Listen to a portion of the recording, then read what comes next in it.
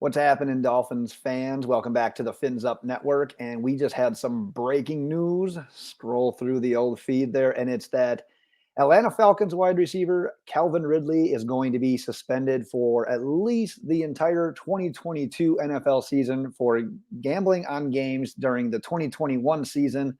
We all know he was away from Atlanta for the majority of the 2021 season.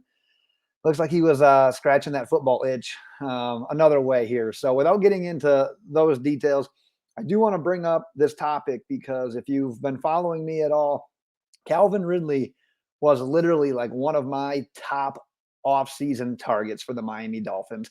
There were reports out there that he could be had for a second rounder. I was willing, knowing that the Dolphins had pick number 29. I was like, you know what? If you can get Calvin Ridley in a deal that includes pick number 29, take my pick. I'll take Calvin Ridley. I've been a huge fan of him since his days at Alabama.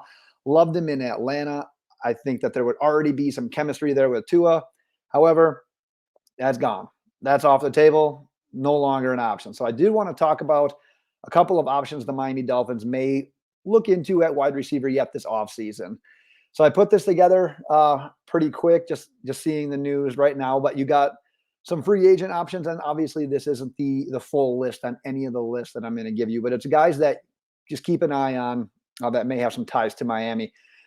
Obviously, with Robinson in Chicago, Godwin in Tampa Bay, Devontae Adams, who I think has ended up going to get tagged, Juju Smith-Schuster out of Pittsburgh, Christian Kirk there in Arizona, DJ Chark, and Michael Gallup. So the Dallas situation is a little bit tricky, but I'll get into that a little bit more here.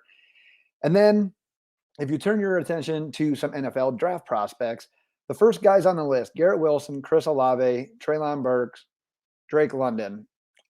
Those receivers, I either label as guys that Miami's not going to have a chance at 29, or guys that I don't see as much of a fit, most notably in that list, Drake London.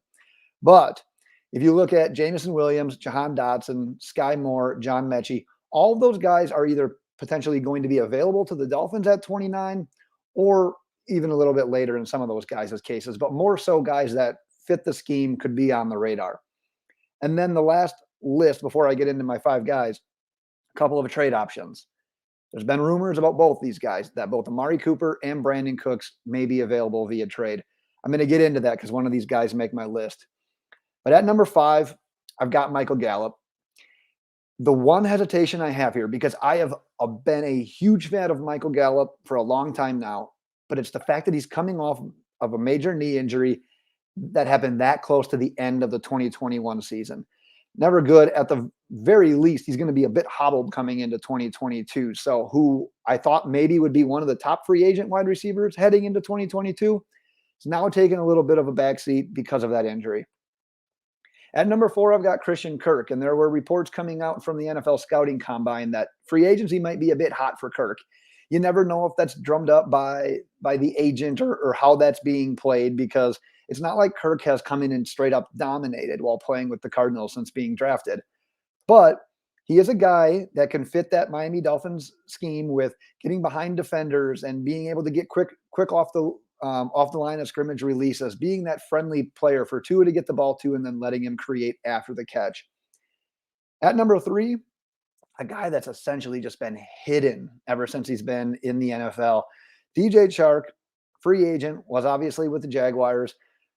But like most Jaguars players, you don't hear much about them. They're just buried so much by their, I don't even want to call it mediocrity, because they've been worse than that. The Dolphins are mediocrity. The Jaguars have just been a dumpster fire.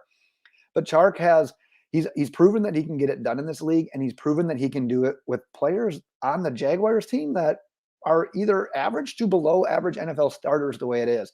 So I think there's some untapped potential there. So keep your eye on him. One NFL draft prospect made my list, and if you've been following along with the channel, it's no secret I'm a big Johann Dotson fan. I'm a broken record when it comes to this guy. He plays above his size, contested catches, beating people down the line, like straight line speed, vertical threat, the body control that's, in my opinion, already above average to elite, with his ability to know where the sideline is, to know where defenders are. He has a nose for the end zone. I think that Dotson is one of those receivers that has a very decent chance of being available and on the board at number 29 when the Dolphins make their first round pick. So if the Dolphins go in the NFL draft and one of the studs doesn't absolutely fall, and if they fall, they fell for a reason, and Miami should probably tread lightly on that. But I really like Johann Dotson. But with the Calvin news, my number one target has taken over. The spot now belongs to Amari Cooper. But this does come with a couple of qualifiers. One, I don't want to trade for him. I think he's due like $20 million this year for 1 year. That's too much. Miami doesn't need that. What would need to happen is no trade suitors to come Dallas's way. Dallas to say, hey, we're not paying you $20 million. You're going to get released. And then it just be an outright free agent signing by the Miami Dolphins. That's the qualifier that I would have with Cooper. The other reason, and I know that there's going to be some hesitation from fans, is the injury bug. I don't have the numbers on me at this point in time, but we all know just from watching the Cowboys the last couple of seasons, Cooper's missed time. He's been kind of hobbled going into games where he's less than 100%. He's had his snaps scaled back in certain situations due to injury. So one of those things that's really hard to predict is obviously injuries. And Cooper comes with his red flags by still giving him the edge at number one. And you might be thinking, why isn't a guy like Allen Robinson or Chris Godwin or Devontae Adams your number one? Devontae Adams, I think, gets tagged. I don't think he's leaving Aaron Rodgers. Chris Godwin, I believe he's going to get tagged as well. And I should let you know, I'm recording this literally the day before franchise tags have to be announced and everything. So I don't know the status of these guys quite yet. And Allen Robinson, I'm fine with him. I kind of compare him to the DJ Chark model of wide receiver, that he's been so good and he's been very consistent and he's been playing with below average teammates this entire time. His quarterbacks, look at this dude's quarterbacks that he's played with over time, and then look at his numbers. You will just be astonished with how good and how consistent he has been. So I would probably make a little bit of a change to my rankings based on a few things. And if I were to add one more name, it would definitely be Allen Robinson. But for the time being, it's Amari Cooper. But that's what I've got. I'm heartbroken for both Calvin Ridley and for the Miami Dolphins. I thought it was going to be a potentially great fit there. So back to the drawing board, and free agency is kicking off in quite the way. So until next time, Dolphins fans, have a good one.